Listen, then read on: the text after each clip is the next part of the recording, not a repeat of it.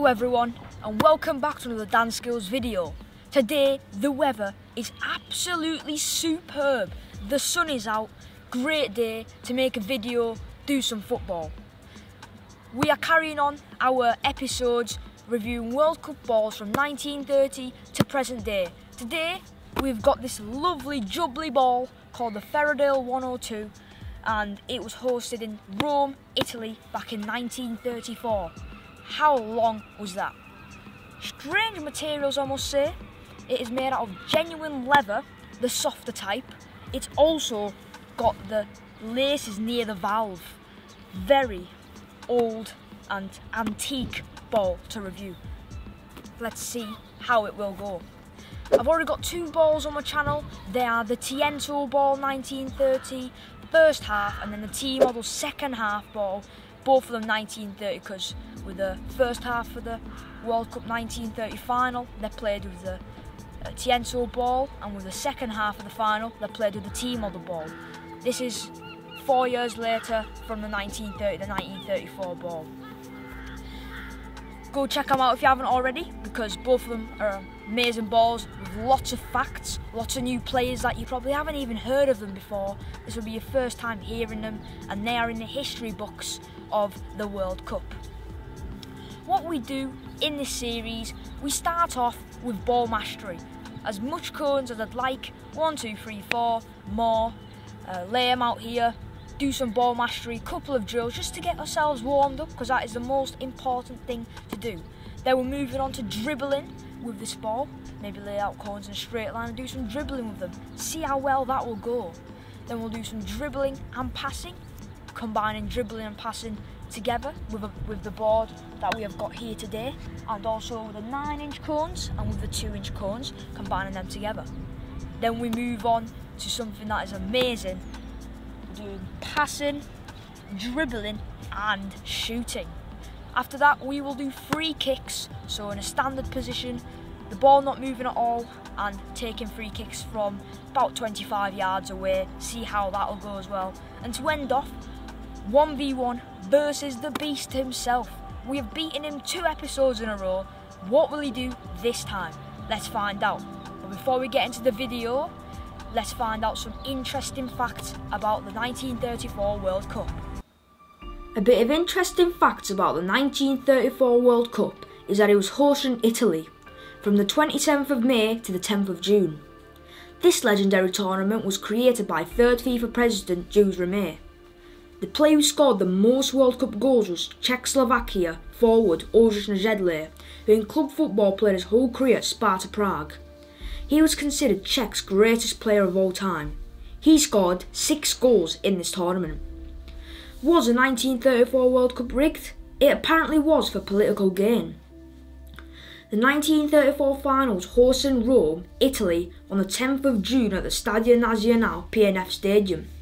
Its capacity was 47,300 and it was 40 degrees that day. Imagine playing at that weather. It was a host Italy against on-form Czechoslovakia. Manager Vittorio Pozzo for Italy and Cano Petra for the Czechs. The final score ended 2-1 to Italy with 2 late goals, one in the 81st minute and one in the 95th minute. What scenes! A legendary player in my opinion who played in this World Cup was Austrian forward Joseph Bican, who scored a record 737 goals in his career. People argued he got 600 plus goals, but either way he was amazing. Italian manager Vittorio Pozzo was considered one of the best managers ever. He was known for the metodo formation, 2-3-2-3. We never see these formations today. Commonly we use a 4-3-3, 4-2-2 or the 4-2-3-1. Comment down below a legendary player in your opinion who played in the 1934 World Cup. For me, if England qualified, it would have been former Everton forward Dixie Dean, who was known for his goal scoring ability, but I picked him in the last episode, so instead I have gone for former Man City winger Eric Brook, who scored 177 goals in 453 appearances for Man City from 1928 to 1940. He only made 18 caps for England, scoring 10 times, but he was a phenomenal winger in his era. is wrong with me, guys? I forgot to mention the bounce test. This is what we always start off with in every one of these episodes. Let's test out the FEDERALE 1 or 2. Let's see the first impression of this ball.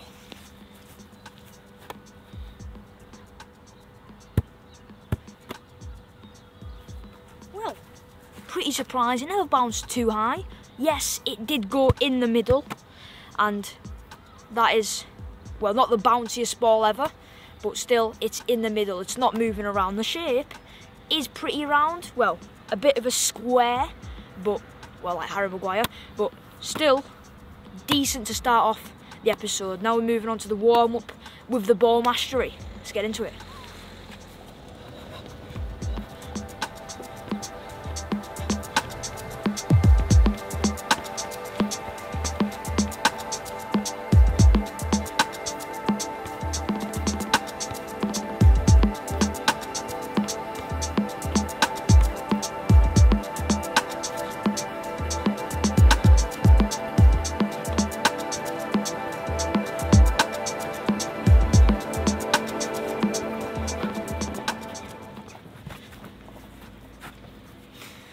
First impressions of this ball, not the biggest fan of it, to be honest with you. Yeah, it's soft, but I don't like doing ball mastery with it. It's a bit strange, and it's not got the best grip, so it slides easily. Very strange material, to be honest. Strange ball, but very interesting to review. Let's get into the dribbling and passing.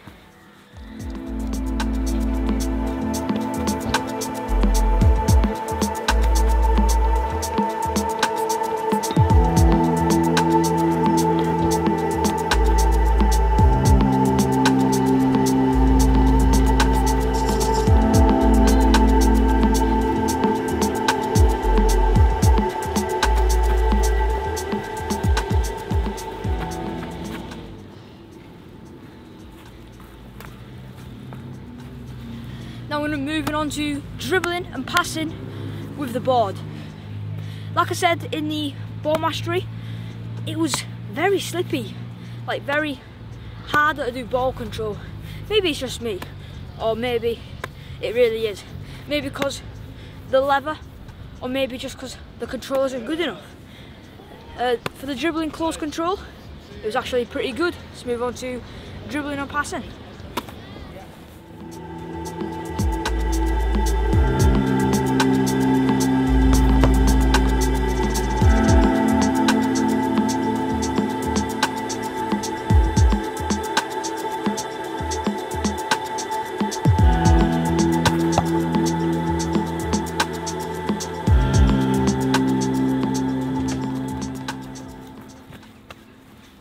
One thing I can say about this ball, it's very unpredictable. When I pass this against the board, it either goes right or left. If it goes right in the middle, well, bad luck for you. It's either going left or right and you're not expecting it.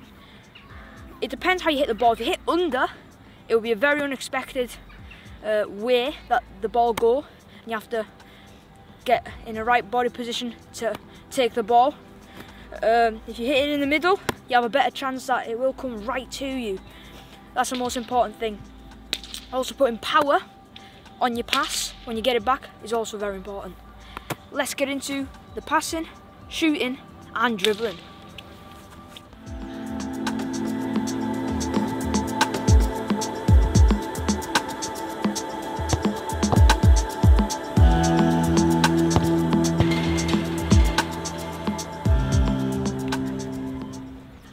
First impression of this ball, it did go bottom corner, so we're not really testing out the ball yet.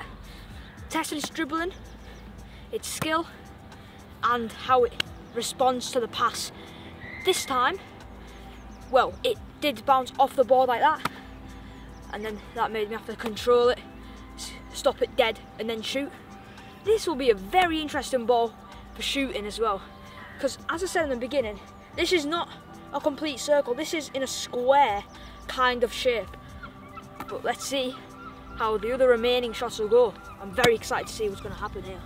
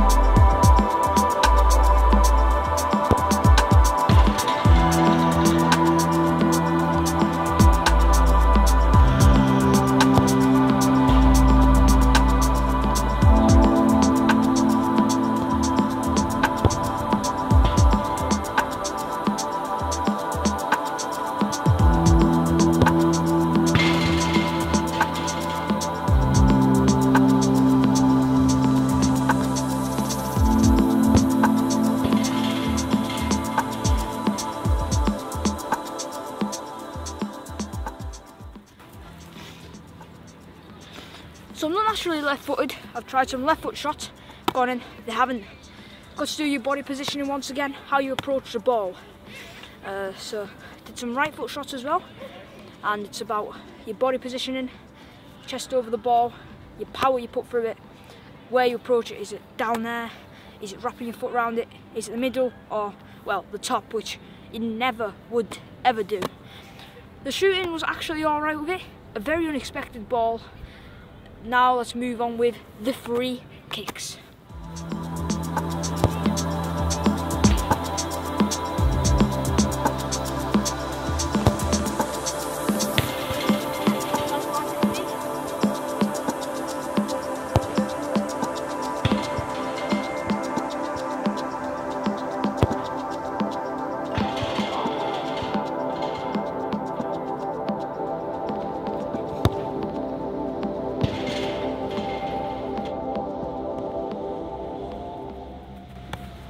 Well, here, surprising, because yes, I've gone for the laces before in other episodes, I've gone for the curl around, but I haven't gone for a knuckle ball.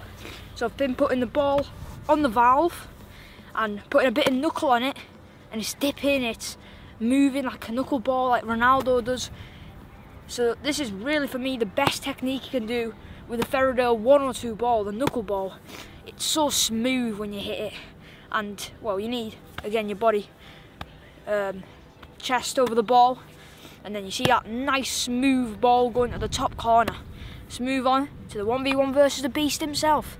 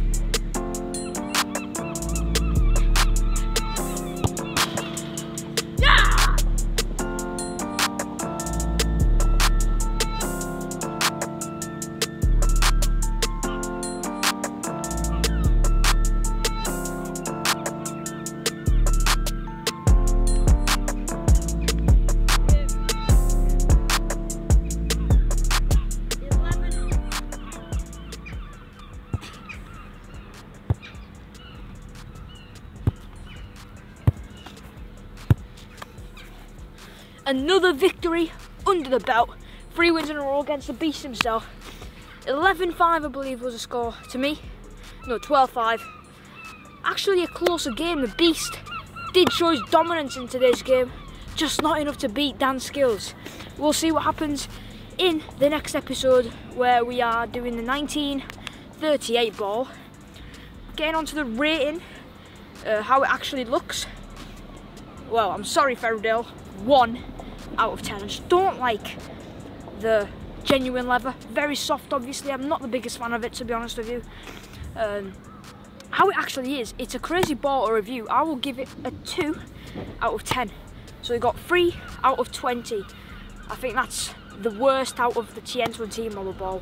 Go check both of them videos out if you haven't already. The team model ball, Tiento ball, in the link in the description. Go check it out if you haven't already.